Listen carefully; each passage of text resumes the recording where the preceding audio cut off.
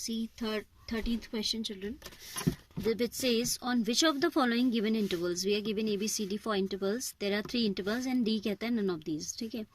Function is given as x to the power 100 plus sin x minus 1 is strictly decreasing on which of these. So we need to go for its working, है ना. fx is given as that x raised to the power 100 plus sin x minus 1. ठीक है.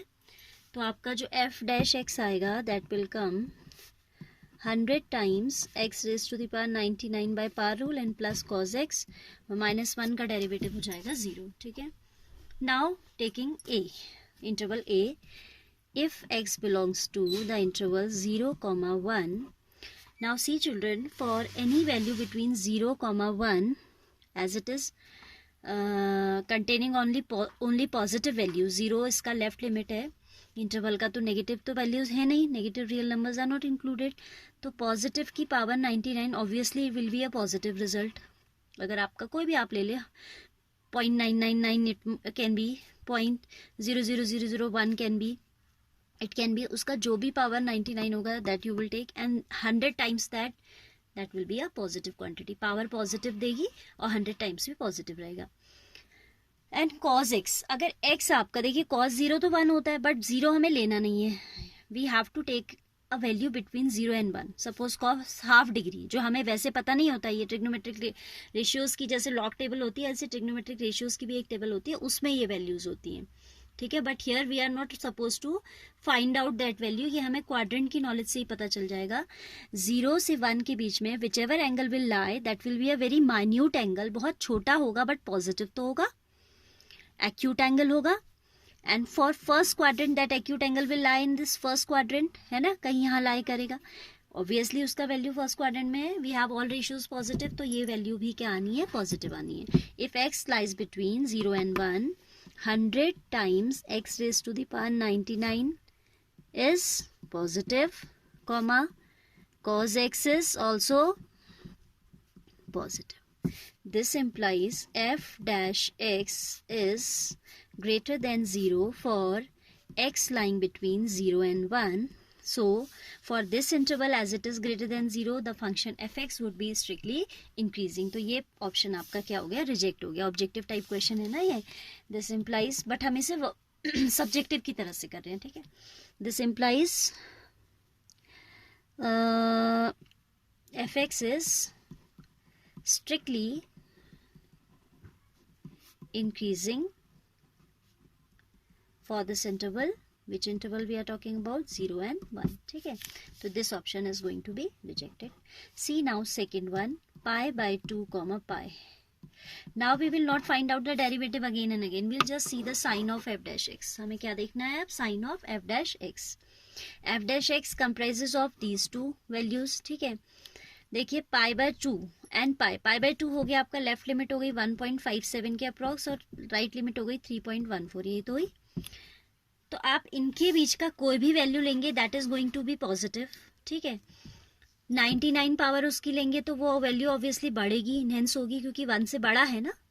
जब ये value 1 से छोटी होती है तो पार लेने पे वो डिक्रीज होता जाता है. जैसे 0.2 की आप जितनी भी पार लेते हैं, स्क्वायर लेते हैं तो 0.04 आ जाता है. आप देखते हैं कि 0.04 is lesser than 0.2. But here as it is more than 1, हम जो भी वैल्यू इनके बीच में लेंगे वो 1 से तो बड़ी होगी और उसका 99 power will be obviously that will increase on taking 99 times power, है ना. And then when we will multiply by 100 तो automatically this quantity is going to be positive. ठीक है. And cos value between these two again 1.57 और 3.4 के बीच की आप कोई भी वैल्यू ले लेते, 2 लेते. cos 2 degree, 2 degree is acute angle, first quadrant में लाई करेगा, तो ये भी क्या होगा, पॉजिटिव होगा. Positive plus positive is again positive. ठीक है. And that again so again this option is rejected. If I don't write this much, I hope it is okay. मैं फिर से समझा देती हूँ पर लिख नहीं रही. ठीक है. आप लिखेंगे you will write that if x belongs to the interval pi by 2 comma pi, then 100 times x raised to the power 99 is greater than 0. Cos x is also greater than 0. This implies f dash x is greater than 0 and that implies fx is strictly increasing on this interval also.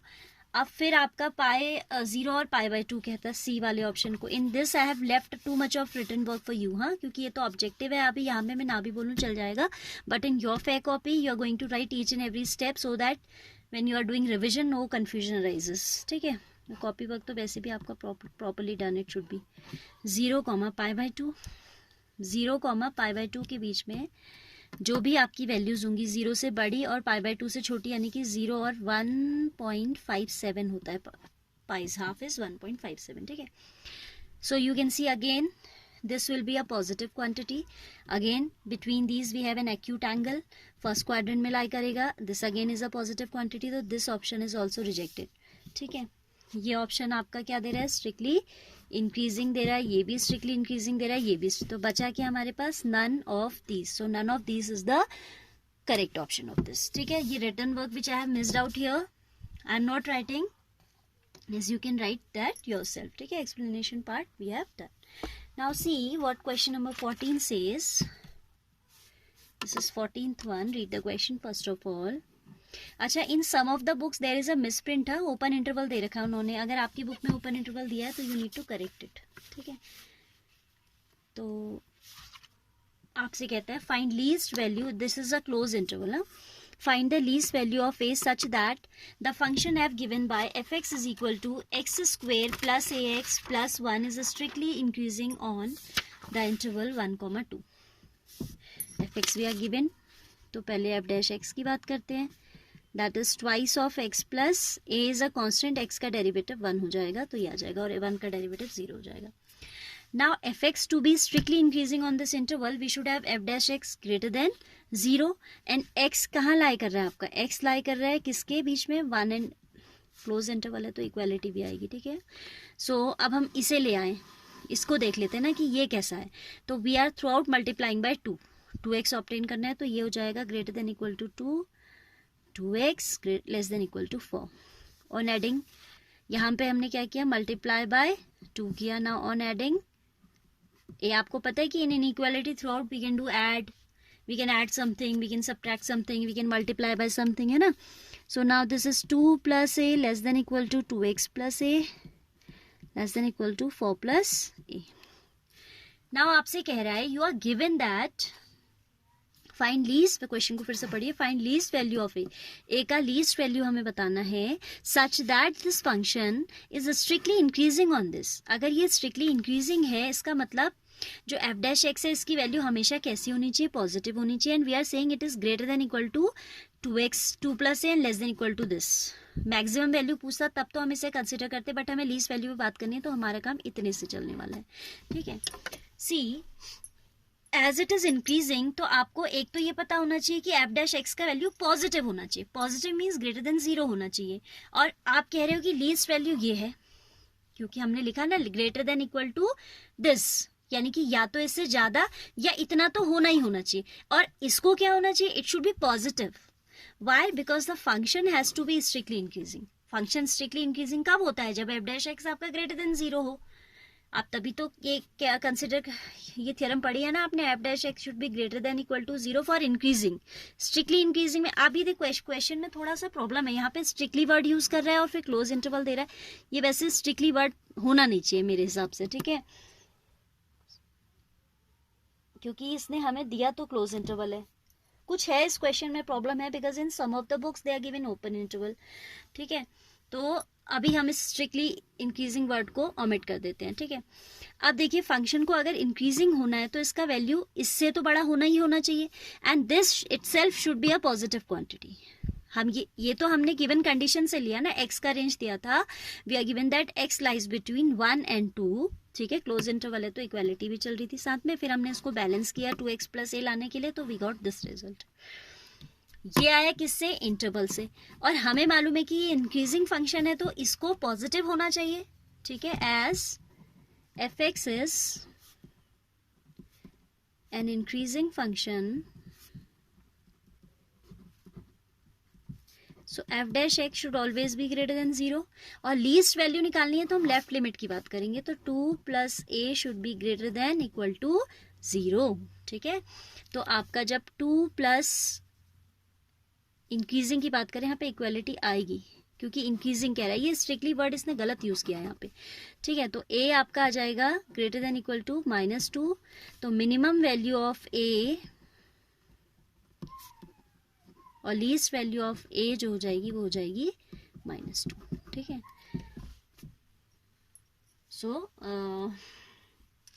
ऐसा मुझे क्यों लग रहा है कि word गलत use किया हुआ है, क्योंकि जब हमें अगर स्ट्रिक्टली इंक्रीजिंग बोल देता है ना तो हम इक्वालिटी नहीं लगा पाते, और जब तक हम इक्वालिटी नहीं लगाएंगे, अगर हम इक्वालिटी सपोज इस क्वेश्चन में नहीं लगाते हैं, then see what problem arises. 2 + a is greater than 0 आएगा ना फिर, अगर हम इक्वालिटी नहीं लगाते तो a का वैल्यू ग्रेटर देन -2। फिर ये आंसर शीट में आंसर दे रहा है कि मिनिमम वैल्यू 2 होनी चाहिए, जबकि इनइक्वालिटी कहती है कि -2 से बड़ा होना चाहिए।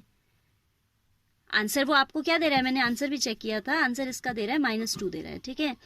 वो तभी आएगा जब आप यहाँ इक्वालिटी लेके चलेंगे, otherwise if the inequality says the a is greater then -2, तो how can you say that the least value would be 2? फिर तो लीस्ट वैल्यू -2 से थोड़ी बड़ी भी हो सकती है ना। हम यही तो कह रहे हैं कि a इज ग्रेटर देन -2, -2 से जब बड़ा उसको बता रहे हैं तो हम लीस्ट वैल्यू उसको ले नहीं सकते। तो यहाँ पे जो है मुझे जो लग रहा है, ठीक है, आप चेक कीजिएगा अपनी बुक में and give the feedback accordingly. यहाँ पे एक तो मुझे लगता है स्ट्रिक्टली वर्ड ने थोड़ा कंफ्यूजन क्रिएट कर रखा है, एंड ये यहाँ पे क्लोज इंटरवल होना चाहिए, ठीक है, as per the answer we are given, ठीक है।